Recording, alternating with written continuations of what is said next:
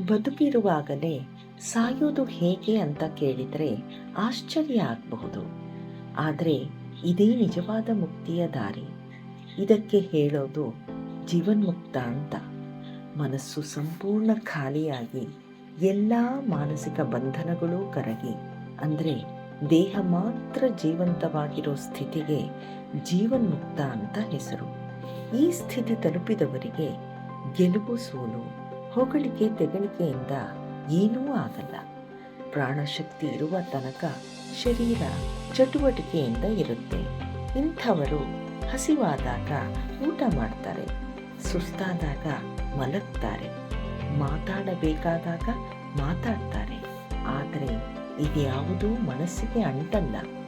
ಕೆಸರಿನಲ್ಲಿ ಅರಳಿದ ಕಮಲದ ಹಾಗೆ ಕೆಸರು ಎಷ್ಟೇ ಇದ್ರೂ ಅದು ಎಲೆಗೆ ಅಂಟಲ್ಲ.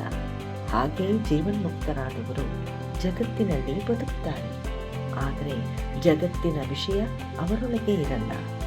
ಸುಟ್ಟು ಹೋದ ಹಗ್ಗ ನೋಡೋಕೆ ಹಗ್ಗದ ಹಾಗೇ ಕಾಣುತ್ತೆ, ಆದರೆ ಅದರಿಂದ ಏನನ್ನೂ ಕಟ್ಟೋಕೆ ಆಗಲ್ಲ.